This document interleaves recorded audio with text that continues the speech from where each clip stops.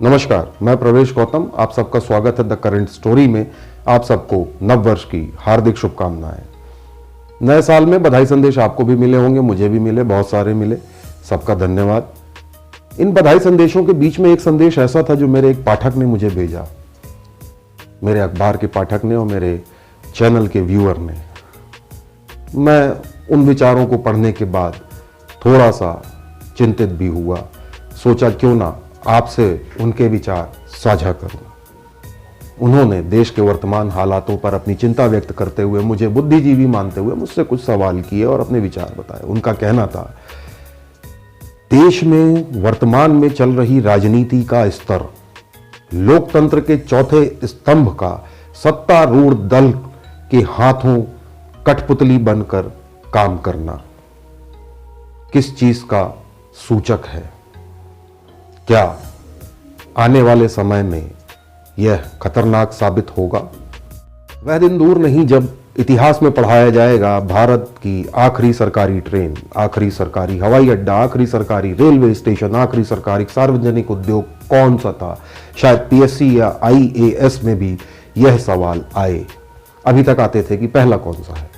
सरकार की निजीकरण योजना पर आम जनता का, देशवासियों का चुप रहना आने वाले समय में संपूर्ण देश को इसका खामियाजा उठाना पड़ सकता है।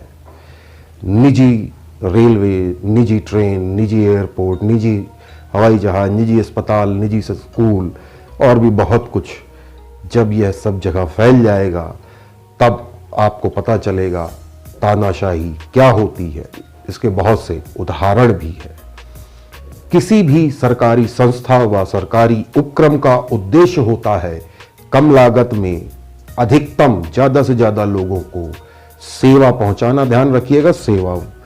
जबकि निजी कंपनियों का मूल उद्देश्य होता है कम से कम लागत में ज्यादा से ज्यादा मुनाफा कमाना। ध्यान रखिए, मुनाफा, सेवा नहीं। इसका उदाहरण है, किसी भी निजी अस्पताल में जब एक आम आदमी अपने किसी रिश्तेदार के इलाज के लिए जाता है तो उसके घर, मकान, जमीन गिरवी हो जाते हैं। ऐसे कई उदाहरण आपने सुने होंगे, देखे होंगे, आपने प्रत्यक्ष भी उसके प्रत्यक्षदर्शी रहे होंगे। जब निजी अस्पताल द्वारा किसी मृत व्यक्ति की डेड बॉडी उसके परिजनों को सिर्फ इसलिए नहीं दी जाती क्योंकि वह भारी भरकम बिल चुका नहीं पाता।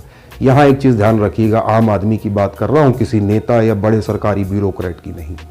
निजीकरण रूपी साजिश पर देश की जनता की चुप्पी निजीकरण के लिए बनाई जा रही नीति में सबसे बड़ी मददगार है।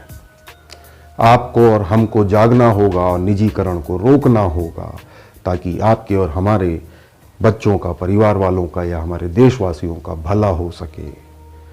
विचार करिए, सरकारी विभागों को, सरकारी कर्मचारियों को, ट्रेनों को, रेलवे को, हवाई अड्डों को, बिजली कंपनियों को, पानी सप्लाई कंपनियों को भी निजीकरण होने से रोकना होगा। हाल ही में पिछले साल 2020 में कोरोना रूपी महामारी से पूरा विश्व ग्रसित था। लगभग हर व्यक्ति, क्या खास, क्या राजा, क्या आम व्यक्ति, इससे प्रभावित हुआ। दर्दनाक यादें सबके साथ हैं। ध्यान करिए, उस कोरोना रूपी महामारी में हमारी मदद के लिए यदि कोई आए थे तो वह थे सरकारी विभाग, सरकारी कर्मचारी। उदाहरण स्वरूप नगर निगम के सफाई कर्मी, सरकारी डॉक्टर, सरकारी नर्सेस, पुलिस वाले और भी कई। निजी कंपनियां नहीं दिखी थी। यह इसका जीवंत उदाहरण है निजीकरण के कितने नुकसान हैं।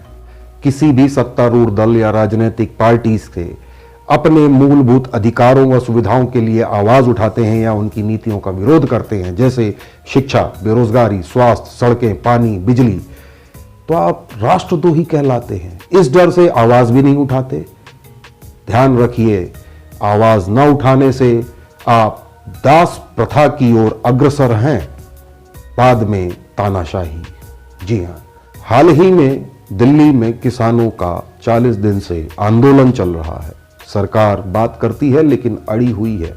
निष्ठुरता की हद। बारिश, ठंड में किसान वहां डटे हुए हैं। 30 से ज्यादा किसानों ने अपनी जान गंवाई है। बावजूद उसके सरकार चुप है। यहां तक कि खालिस्तानी, पाकिस्तानी, उग्रवादी और पता नहीं क्या क्या टुकड़े टुकड़े गैंग जैसे नाम देकर इस आंदोलन को सरकार ने बदनाम करने की पूरी कोशिश की। जी हां, जिसमें लोकतंत्र के चौथे स्तंभ ने भी, सबने नहीं कुछ ने, संपूर्ण पूरे तल्लीनता से साथ दिया। यह ध्यान रखिए, निजीकरण के लिए जब सरकार अड़िग हो जाती है तब जनता की सुविधाओं और उनके फायदे के बारे में सोचना छोड़ देती है। एक उदाहरण देता हूं, रेलवे स्टेशन जब निजी हाथों में जाता है तो सरकारी रेलवे स्टेशन पे 1 घंटे की पार्किंग शुल्क 5 से 10 रुपए होता है, जबकि वही प्राइवेट रेलवे स्टेशन पे 50 से 100 रुपए 1 घंटे का। ऐसे कई जीवंत उदाहरण हैं, आप खुद घूम सकते हैं। मेरे इस पाठक के कुछ सवालों पे या कुछ विचारों पे तो मैं कुछ कह नहीं सका, पर यह बात आप तक लाने का मन हुआ तो सोचा नए साल में क्यों ना आपसे बात की जाए। आपके विचार, आपकी राय हम तक जरूर पहुंचाए ताकि मैं अपने पाठक को कुछ जवाब दे सकूं। देखते रहिए द करंट स्टोरी।